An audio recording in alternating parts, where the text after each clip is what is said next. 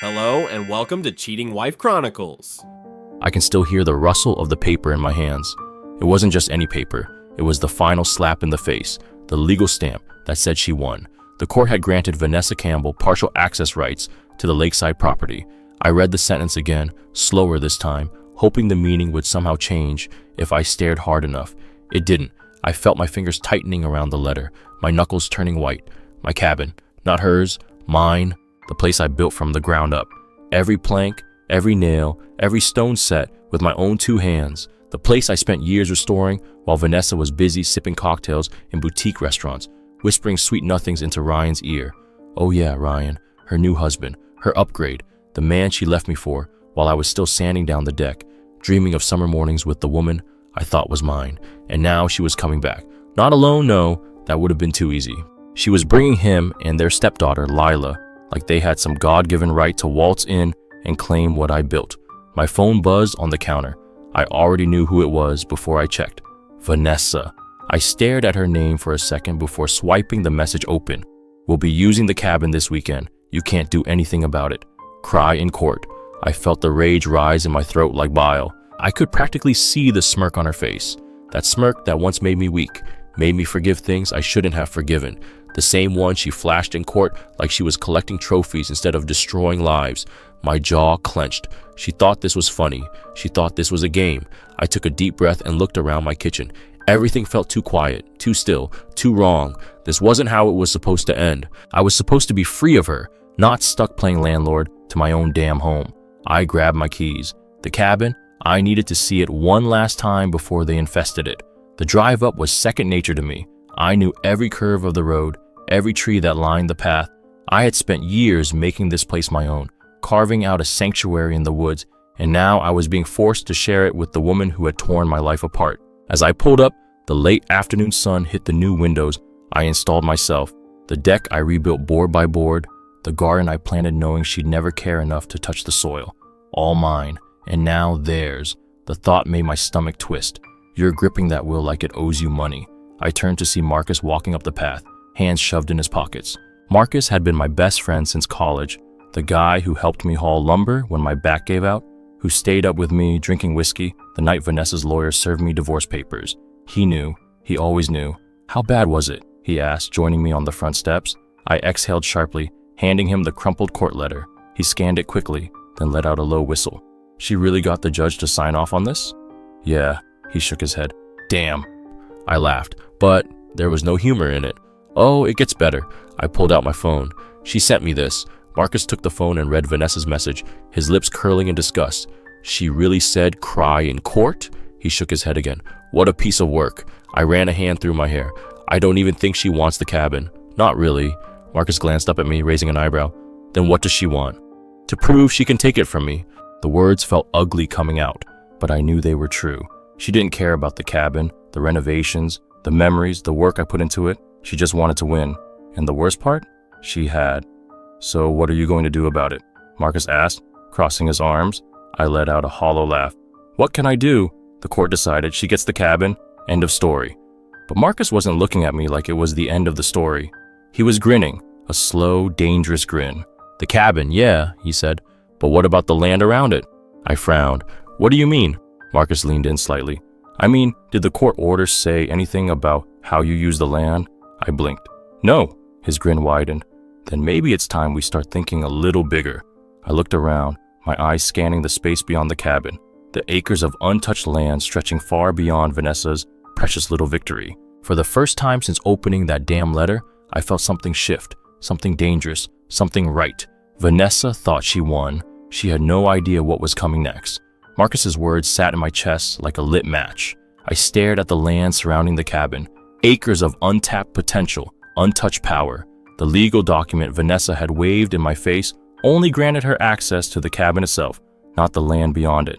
And that meant she hadn't won at all. Marcus saw the shift in my expression and grinned, slapping me on the back. Oh yeah, that's the look I was waiting for. I turned to him, my mind already racing. We could expand, he finished, nodding. We could expand, build something bigger than a damn getaway. I exhaled sharply, pacing across the deck. The wind rustled through the trees, the smell of pine and lake water filling the air. This was mine, Every nail, every beam, every board. I had poured my soul into this place, and Vanessa had tried to rip it from my hands just to prove she could. She thought she had cornered me. She had no idea she had just pushed me into my next move. I turned back to Marcus. A men's retreat. His eyebrows lifted slightly. Go on? I started listing off ideas as they hit me, my pulse quickening. A real place, somewhere guys can come when they need to reset. Outdoor survival training, business mentorship, mental health workshops, leadership coaching. Everything society tells us to just figure out on our own. Marcus let out a low whistle, nodding. A sanctuary for men trying to build something for themselves. I like it. I nodded, feeling that fire spread through my chest. And the best part? He smirked. She can't do a damn thing to stop it. I pulled out my phone, already scanning my contacts. I knew people, contractors, business owners, mentors who owed me favors. If I moved fast enough, I could get permits secured before Vanessa even had time to throw a tantrum. Marcus pulled out his own phone. I know a guy who does zoning permits. Might be able to help you cut through the red tape. I nodded, feeling the first real rush of satisfaction in months. Call him. By the next morning, we had a game plan. Marcus had pulled some strings with a local zoning official. Turns out, since I owned 5 acres of land, I had the right to develop it however I saw fit. No legal loopholes, no court interference. Vanessa had won the cabin, but I was about to take the entire land around it. I spent the rest of the day making calls, sending emails, pulling every favor I had left. First, I reached out to Adam, an old friend from college who worked in construction. He ran his own crew and had experience building retreats, lodges, and outdoor centers. The call was short. Dan, man, I haven't heard from you in years. Yeah, I know. I need a favor. Adam chuckled. What kind of favor? The kind where I turned my ex-wife's victory into the biggest mistake of her life. There was a brief pause, then he laughed. All right, now I'm interested. I filled him in on the plan, and by the time we hung up, he was on board. Next, I contacted local businesses, sponsors who would love the idea of a men's retreat center, mental health advocates, leadership coaches, even a journalist named Mark who had covered similar projects before. The response was overwhelming. Damn, Daniel, Mark said. You're onto something here. This isn't just about getting back at your ex. This could actually help people. I leaned back in my chair, feeling the first real sense of peace in a long time. That's the point. By the end of the week, the first deliveries arrived. Lumber, tools, permits, blueprints. I stood at the edge of my property, watching as Marcus directed a team of workers, his voice sharp and commanding. Adam's crew had already started marking out the land for the first building, a large main hall for group sessions. I've got to say, Dan, Adam called as he approached, I've done a lot of projects, but this feels personal. It is, Adam smirked, nodding toward the cabin. She know yet? I glanced at Vanessa's empty, untouched cabin sitting in the distance. No, I said, not yet. It wasn't until a few days later that I got another text from Vanessa. We're coming up this weekend. Hope you're not still sulking. I stared at the message, my grip tightening around the phone. Sulking? She thought I was sulking? I grinned. Oh, Vanessa. She was about to learn exactly what I had been up to. I typed a response. Great. I'll be here. I could almost hear the confusion through the screen. She had no idea, and that was just how I wanted it. The night before she arrived, I stood on the newly built deck overlooking the lake. The retreat center was taking shape. The main hall's foundation was done, the walking trails were cleared, and we had already started laying out plans for the outdoor fire pit and training areas. It was no longer just a cabin, it was a movement. I could already picture the first group of guys showing up, men who needed a place to reset, to build themselves up instead of being torn down. And tomorrow, Vanessa would step into a place she didn't recognize, a place she could never control. I let out a slow breath, feeling the weight on my chest finally start to lift. Tomorrow, the game would change, and she wouldn't even see it coming. The sound of construction filled the air, hammers hitting wood, drills buzzing, voices calling out measurements. My land was changing, and I was changing with it. Vanessa had no idea. I stood on the new deck, arms crossed, watching Adam and his crew work efficiently. The main hall's frame was already up, and the pathways leading into the woods were being cleared. A week ago, this was just a cabin, surrounded by untouched land. Now, it was a movement in the making. Marcus approached, wiping sweat off his forehead. We're ahead of schedule, he said. By the time Vanessa gets here, she won't even recognize the place. I smirked. That's the plan. He leaned against the railing, looking out over the lake. I've got to ask, man, are you doing this just to screw with her, or is there more to it? I exhaled slowly, running a hand over my jaw. At first, yeah, it was about her, about taking back control. But now, I gestured toward the growing retreat center. This is bigger than her, bigger than me. Marcus nodded, understanding, because he knew what I knew. Men don't get places like this. We get told to suck it up, move on, be strong. We get told that asking for help makes us weak. This place, it was a reset button, a place where guys could rebuild, just like I was. And the best part? She couldn't take it from me. The first batch of materials for the outdoor training area arrived that afternoon. I walked over to Adam, who was flipping through the blueprints. "What's next?" I asked. "We're clearing the area for the fire pit and open air sessions," he said, tapping the plans. "After that, we start on the cabins for overnight stays." Cabins, not just one cabin anymore, plural, I smirked. "I love it," Adam grinned. "You know, when you called me about this project, I figured it was just another post-divorce crisis thing." He glanced around at the work being done, the progress, the purpose. "Now, I think you might actually be on to something." That night, I sat on the porch of my cabin, the one Vanessa thought she still had power over, the place she thought was still hers to invade. A few feet away, a new wooden sign leaned against the deck railing, waiting to be installed. I traced my fingers over the carved letters, rising from the ashes. That's what this was about. Not just surviving, rebuilding. My phone buzzed in my pocket. "Vanessa," I hesitated for a second before opening the message. "We're heading up tomorrow morning. Hope you've cleaned the place up for us." I exhaled a slow laugh. "Cleaned the place up? Oh, Vanessa, you have no idea." I tapped out a reply. "See you soon." Then I set my phone down, leaned back and looked up at the stars. Tomorrow was going to be fun. Morning came fast. I was already up before sunrise, drinking my coffee on the new deck, listening to the steady hum of work being done. The retreat was coming to life. And today was the day Vanessa would see it for the first time. The timing couldn't have been more perfect. The main hall's exterior was nearly finished. The walking trails were fully cleared. The fire pit area was set up, and the space for additional cabins was marked. New signposts had been installed. This wasn't just some petty revenge project anymore. This was a full-scale transformation. I finished my coffee, set the mug down, and stretched. Then I heard the sound of tires crunching against gravel. Showtime. Vanessa pulled up in her shiny white SUV, rolling to a stop beside the cabin.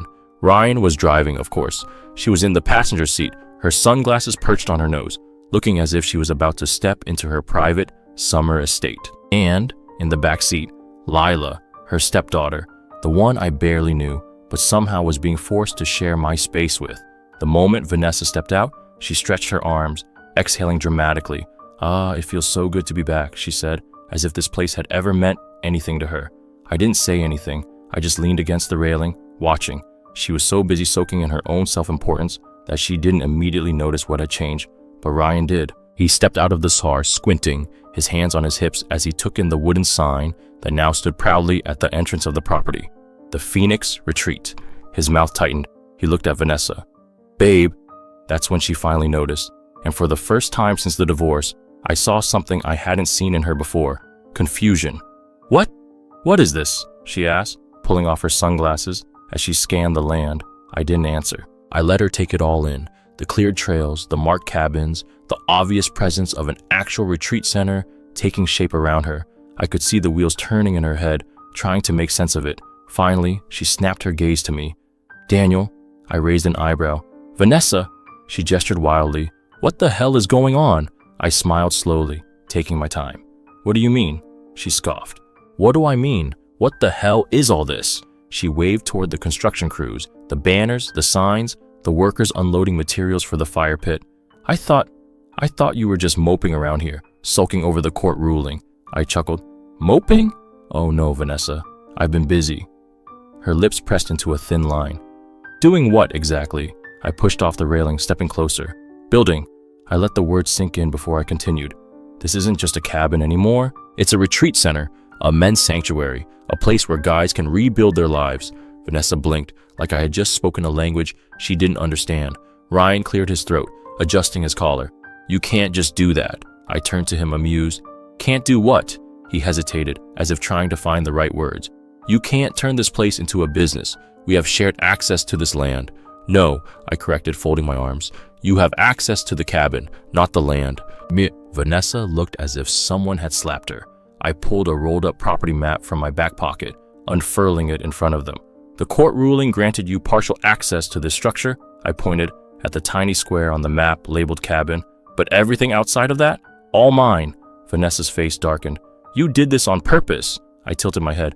Oh, you mean you didn't think to check what you actually won? Her lips parted slightly. She hadn't. She had been so busy gloating over the court victory that she never stopped to consider what the fine print actually said. I watched the realization settle in. She hadn't stolen my home. She had locked herself inside of it. Lila, who had been quiet this entire time, finally spoke. This is actually really cool. Vanessa whipped around, eyes wide. Lila? But Lila wasn't paying attention to her. She was looking around with genuine curiosity. You're building an actual retreat for men? She asked, arms crossed. I nodded. That's the plan. She looked at the cleared trails, the signs leading to future cabins, workshops, and survival training areas. That's kind of awesome, she muttered. Vanessa snapped. No, it's not? Lila shrugged. Looks better than some stupid cabin in the woods. Ryan placed a hand on Vanessa's arm. Babe, let's just go inside. Vanessa turned back to me, her expression cold. You think this is funny, don't you? I took a deep breath, staring directly at her. No, Vanessa, I think this is necessary. She shook her head, grabbing her bags from the car. Enjoy your little project, Daniel. It won't last. I smirked, stepping back as she stomped toward the cabin. Oh, don't worry. I intend to. She disappeared inside, slamming the door. Ryan lingered for a second longer, looking around uncomfortably before following her in. But Lila, she stood there, watching. And, for a brief second, she smiled. I think this place might be cooler than they realize, she said quietly. Then she turned and walked inside after them. I exhaled, turning back toward the land I had built with my own hands. She thought she had won. She had no idea she had just stepped into my world. Now, the slam of the cabin door echoed across the clearing, but I barely reacted. Vanessa was angry. That much was obvious.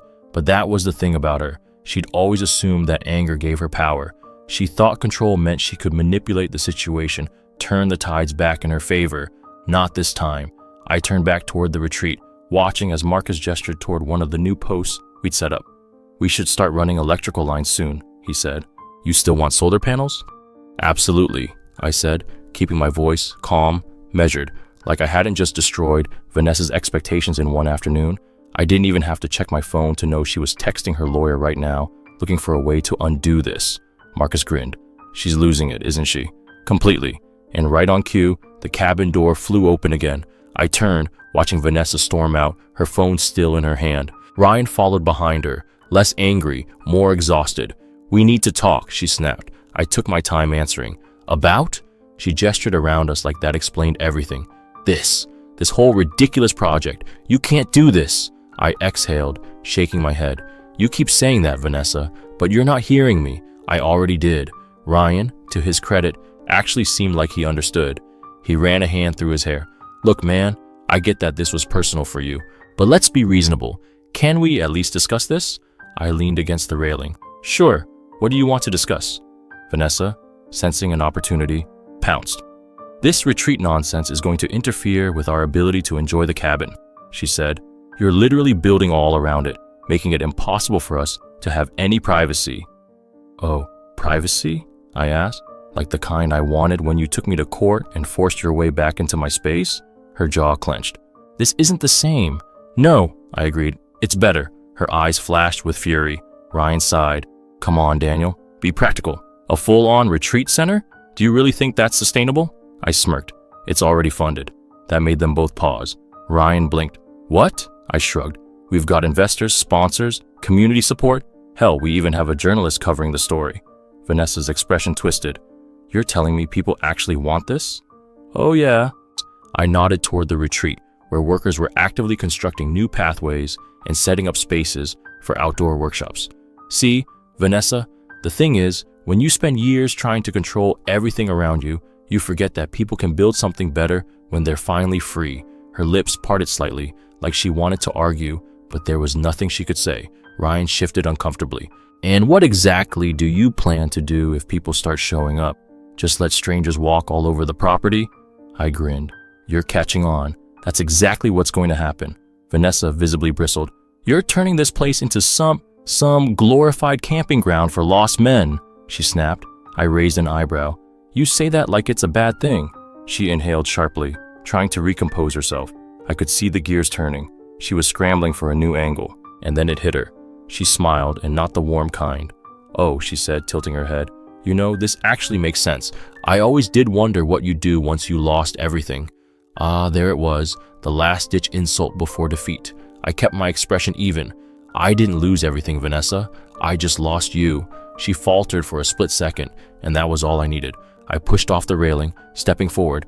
"And let's be honest, you think I missed that?" Her eyes darkened. "No," I cut in. "You don't get to twist this. You walked away. You chose this path. And now you get to sit inside that cabin and watch while I build something real."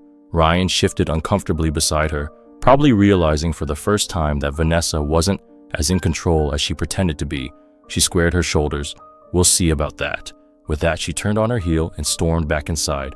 Ryan lingered for a second before sighing and following her. Marcus let out a low whistle beside me. "Damn, man, that was a thing of beauty." I chuckled, shaking my head. "She's not done." "No," Marcus agreed. "But neither are you." And that was the difference. I wasn't reacting anymore. I was building. And Vanessa had no clue how to handle that. The dust had barely settled after Vanessa's tantrum when I heard footsteps behind me. I turned, half expecting Marcus, but it wasn't him. It was Lila. She stood there with her arms crossed, eyes flicking between me and the retreat in progress. The wind ruffled her long, dark hair, and for the first time, I actually took a good look at her. She wasn't a little kid anymore. She was a teenager, probably 16 or 17, with the kind of posture that screamed, "I don't want to be here, but I don't have a choice." I recognized it instantly. I had once stood in those same shoes, dragged to places I didn't belong, stuck watching adults make decisions I had no control over. She looked over at the construction, taking in the work crews, the signs, the materials stacked near the trails. Then she smirked. "This is pissing her off, huh?" I chuckled. Straight to the point. I leaned against the deck railing, watching her carefully. "You have no idea," she snorted, kicking at a loose rock on the ground. "Good." That made me pause. I raised an eyebrow. "You don't sound too thrilled to be here either." She shrugged. "Why would I be? I don't even know why she fought for this place. It's not like she ever cared about it before." There it was, the crack in the perfect family image. I nodded slowly, my gaze shifting toward the cabin. "You're not wrong. She never liked this place when we were married. Always complained about the bugs, the lack of Wi-Fi, how boring it was." Lila let out a short laugh. "Sounds about right." I watched her for a moment. "So why are you here?" She sighed, rolling her eyes. "Because Ryan insists on these stupid family bonding trips." She made air quotes with her fingers. "Every time he and my mom start having issues, she magically remembers that I exist and drags me along for some forced vacation." I frowned at that. "That doesn't sound great." She scoffed. "It's not." Silence stretched between us for a moment, the distant sound of hammering and chainsaws filling the space. Then she turned to face me fully. "So what's your deal? Why are you turning this place into like some dude ranch?" I smirked at her description. "It's not a dude ranch." Yeah, it kind of is." She gestured to the work crews, the tools, the cabins, the woods. "I'm pretty sure that qualifies." I chuckled. "It's a retreat, a place for guys who need to get away, figure things out, build something for themselves." She tilted her head. "So, like therapy?" "More like rebuilding. Some guys come out of a bad divorce, a job loss, military service, whatever it is, they need a place to reset." She studied me carefully. "And you?" I met her gaze evenly. "I needed to build something after losing everything." For a moment, she didn't say anything. Then she nodded, like she understood something unspoken. "That actually makes sense." That surprised me. "Yeah?" She shrugged again. "I mean, it's better than sulking in some sad bachelor apartment. At least you're doing something productive." I smirked. "Thanks, I think." She smiled slightly, then looked back at the retreat. "Can girls come here?" That made me pause. "What?" She gestured vaguely. "Like, do you let girls sign up, or is it just for guys?" I considered that. "Right now, it's a men's retreat, but maybe down the line we could open it up." She nodded, like she was filing that information away. Then, without warning, she asked, "Can I see the rest?" That took me off guard. "What, the retreat?" She nodded. "Yeah, I mean, I've got nothing better to do, and it's either this or sit in that cabin and listen to Ryan talk about his dumb investment portfolios." I laughed. "All right, fair enough." I gestured for her to follow me. "Come on, I'll give you the tour." As we walked, I pointed out different areas, the main hall, the fire pit, the trails that led into the woods where we planned to set up survival training. She asked questions, surprisingly thoughtful ones. "Are you going to do classes? Like, actual workshops?" "Yeah, business, mentorship, survival skills, leadership training, Stuff schools don't teach you. Are you going to have a website? Working on it. You should let people sign up for stuff online. Like, have different package deals or something. I looked at her impressed. You sound like you've done this before. She shrugged. Not really, but I take business classes. We had a project about startups last year. That caught my attention. You're interested in business? She hesitated, then quieter. I want to go into design, maybe start my own branding company. I raised an eyebrow. So why business classes? She sighed. Because Ryan thinks I should do law. He says it's more stable. I didn't miss the way her shoulders tensed when she said it. I knew that feeling, that weight of expectations you don't want but feel forced to carry. I nodded. That's a solid career, but doesn't sound like something you actually want. Her jaw clenched slightly. It's not. I stopped walking, turning to face her.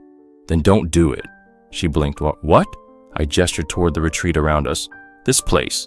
This isn't what I was supposed to do either. I was supposed to keep a stable job, keep my marriage intact, keep up the perfect life. I shook my head. Didn't work out that way. So I stopped trying to meet expectations that weren't mine. She stared at me for a long moment. Then she smirked. You're kind of cool, you know that? I chuckled. Yeah, don't say that too loud. Might ruin my reputation. She laughed, then glanced down at her phone. Crap. I should probably get back before they realize I'm gone. I nodded. Yeah, don't want to start a war just yet. She started to walk away, but then hesitated. She turned back, a little uncertain. Hey, if I wanted to learn more about this kind of stuff, like branding, business stuff, could I? I smiled. You're always welcome here, Lila. She brightened slightly.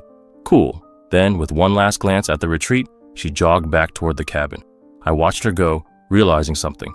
Vanessa thought she'd won when she took the cabin. She had no idea that her own stepdaughter had just become my unexpected ally. The next morning, I woke up early, not because I had to.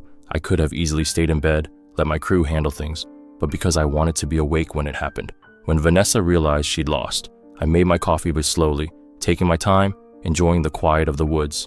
It was one of my favorite parts of this place, the stillness before the day started, the way the early morning mist hung over the lake like a veil. Soon, that peace would be broken. I checked the time, 7:43 a.m. She wouldn't last much longer before storming out. Right on cue, the cabin door slammed open. Vanessa came out in a fury, her robe flapping behind her, her hair in a messy bun that told me she'd been tossing and turning all night. Good. Ryan followed, looking tired but not nearly as angry as she was, and behind them, Lila, arms crossed, quiet, observing. I took another slow sip of my coffee as Vanessa stomped up to the main hall construction site. Daniel, she seethed, we need to talk, now. I set my mug down on the railing. Morning to you too. She ignored that. This, she gestured wildly at the retreat being built around her, is getting out of hand.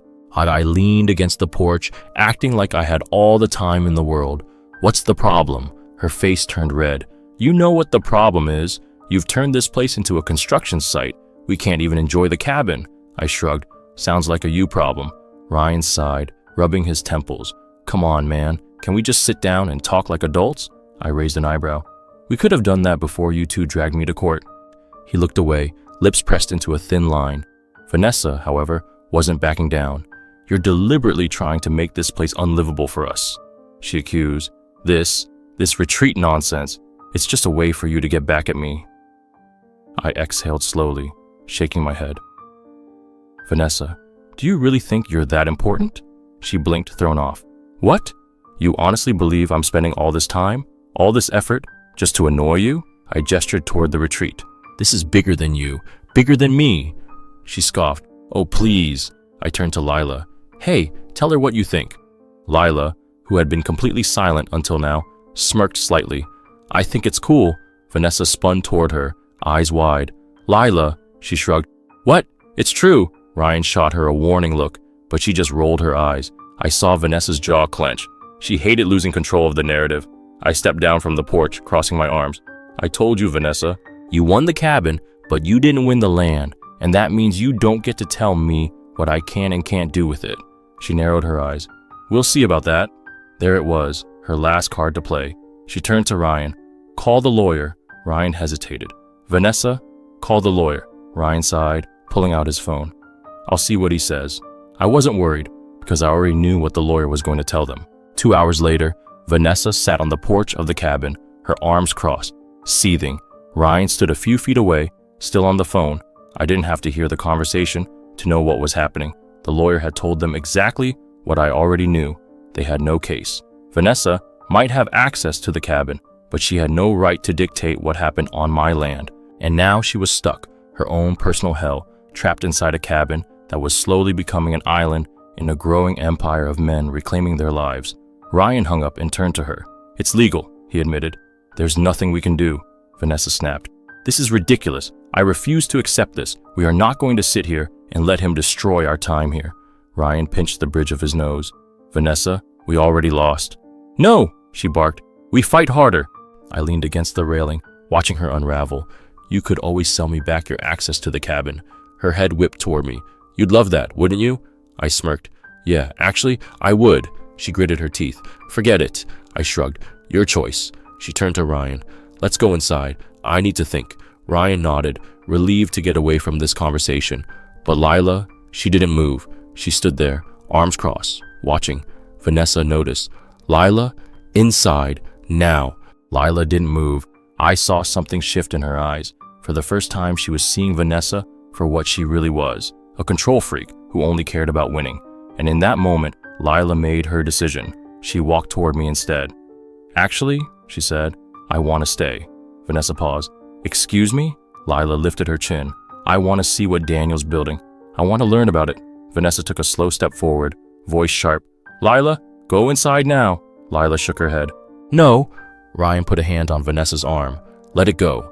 But Vanessa wasn't used to losing. Her face twisted. "I am your mother. You will do as I say." Lila laughed. Actually laughed. That's when I knew Vanessa had lost more than just the cabin. She had lost control. Lila met her gaze evenly. "No, Mom, I'm going to go see the retreat." Then she turned and walked toward me.